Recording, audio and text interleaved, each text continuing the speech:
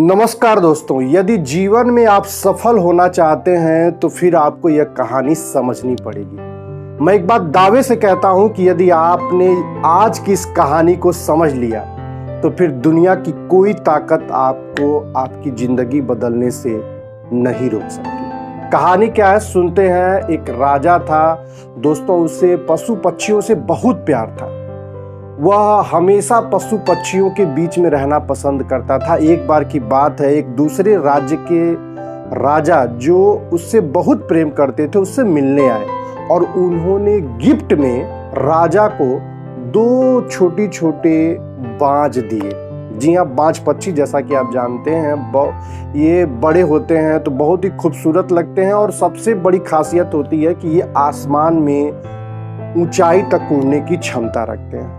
दोनों बाजों को देख करके जो पशु प्रेमी राजा था उसका मन बहुत खुश हुआ और उसने अपने सबसे नजदीकी और सबसे होनहार कर्मचारी को उन दोनों बाजों की देखभाल की जिम्मेदारी दी। उसने उससे कहा कि इन दोनों नन्हे मुन्ने बाज को लेकर के जाओ, इन्हें खूब अच्छे से खिलाओ पिलाओ और इन्हें ऐसे तैयार करो कि आने वाले वर्षों में इनके जैसा कोई दुनिया में दूसरा बाज न हो और मैं पूरी दुनिया को इनकी ताकत, इनकी आसमान में ऊंचाई दिखाना चाहता हूँ। वह जो उनका सबसे विश्वसनीय कर्मचारी था उसने दोनों बाज को लिया और वो चला गया। फिर उसने पूरे कई वर्षों तक पूरी शिद्दत से उन दोनों बाजों का देखभाल किया, खूब अच्छे से खिलाया पिलाया, खूब अच्छे से उनका पालन पोषण किया। अब वो समय आ गया जब वो बाज दोनों बड़े हो गए थे और आसमान में ऊंचाई तक उड़ने की क्षमता रखते थे। तो वह राजा के पास पहुंचा और उसने कहा कि महाराज, अब दोनों बाज आसमान की ऊंचाई में उड़ने के लिए तैयार हैं। आप यदि उनकी उड़ान को देखना चाहते हैं तो आप समय निकालिए, मैं आपका समय चाहता हूँ। राजा प्रसन्न हो गया। उसने अगले दिन का निर्धारित समय किया और पूरे राज्य में यह संदेश भेजा गया कि आप सभी लोग आइए, अब बाज उड़ने को तैयार हैं। उसने अपने मंत्रिमंडल को भी यह निमंत्रण भेजा। सभी लोग एक साथ अगली सुबह एक मैदान में इकट्ठा हुए और सभी लोगों के अंदर ये कौतूहल थी, ये जिज्ञासा थी। सब लोग देखना चाहते थे कि बाज ऊंचाई तक उड़ सकते हैं। सभी लोग इकट्ठा हो गए थे। जो पसंदीदा उनका जो विश्वसनीय कर्मचारी था उसने दोनों पक्षियों को, दोनों बाज को लेकर आया और फिर उसके बाद उसने दोनों बाज को उड़ने के लिए आसमान की ओर छोड़ दिया।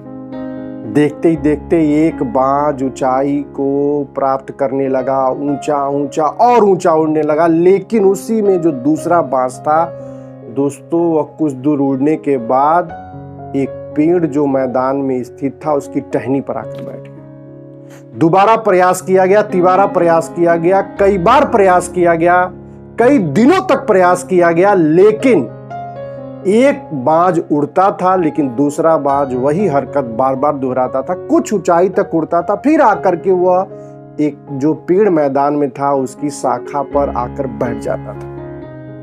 देखते ही देखते कई दिन बीत गए। अब राजा को ये चिंता होने लगी कि एक बाज तो उड़ रहा है, दूसरा बाज क्यों नहीं उड़ रहा है। राजा ने सोचा देखते हैं, हो सकता है राज्य में कोई ऐसा व्यक्ति हो जो उसे ऊंचाई तक उड़ा सके या उसे उड़ने के लिए प्रेरित कर सके।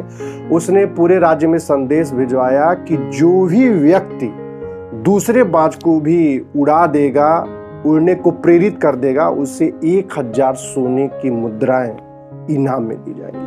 फिर क्या था, पूरे राज्य से लोग आए, अलग अलग तरीकों से सभी लोगों ने प्रयास किया लेकिन सभी का प्रयास असफल रहा। एक दिन राजा निराशा में बैठा हुआ था, तभी उसकी नजर अपनी खिड़की पर पड़ी और उसने देखा, उसके आश्चर्य का ठिकाना न रहा। वह सोचने लगा, उसने देखा जो दृश्य, उसके रोंगटे खड़े हो गए। दोस्तों, उसने देखा कि दोनों बाज आसमान में ऊंचाई में उड़ रहे हैं। वह दौड़ते हुए महल से बाहर आया और दौड़ते हुए वो मैदान में पहुंचा। वहां देख करके जो नजारा था उसका मन खुशी और आश्चर्य से भर गया। वो सोचने लगा कि ऐसा कैसे हुआ।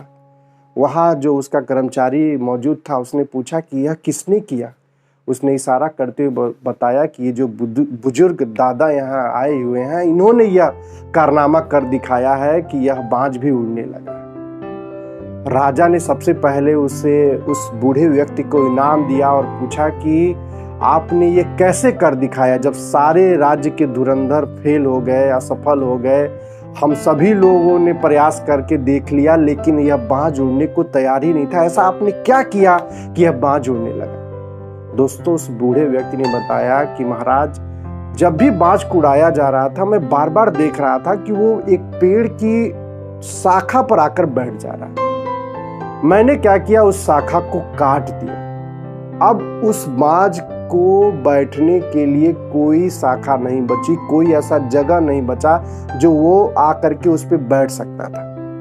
अब बाज के पास उड़ने के सिवा कोई विकल्प नहीं था, इसलिए अब उसने बैठना नहीं बल्कि उड़ना विकल्प चुना, इसलिए वो उड़ने लगा।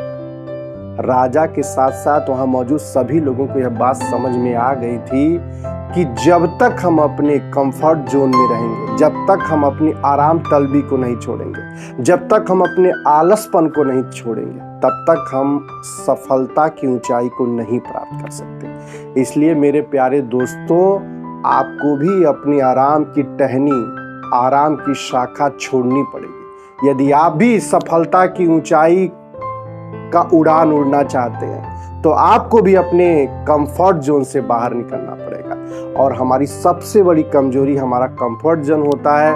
दोस्तों, आपने देखा होगा कि नाव समुद्र के किनारे, नदी के किनारे खड़े हुए बहुत ही सुंदर लगते हैं, अच्छे लगते हैं, लेकिन क्या नाव इसी काम के लिए बनाए गए हैं? जी नहीं, नाव बनाए गए हैं तूफानों से लड़ करके, नदी को, समुद्र को पार करने के लिए, अपनी मंजिल तक पहुंचने के लिए। इसलिए मेरे प्यारे दोस्तों, आत्ममंथन करिए कि आपके अंदर कौन सी क्षमता है जिसका आप प्रयोग करके पूरी दुनिया में नाम कमा सकते हैं, पूरी मानवता की सेवा कर सकते हैं। और निकलिए अपने कंफर्ट जोन से। दुनिया की कोई ताकत आपको सफल होने से नहीं रोक सकती।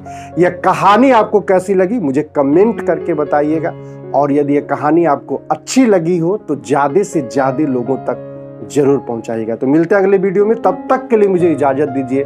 नमस्कार, जय हिंद।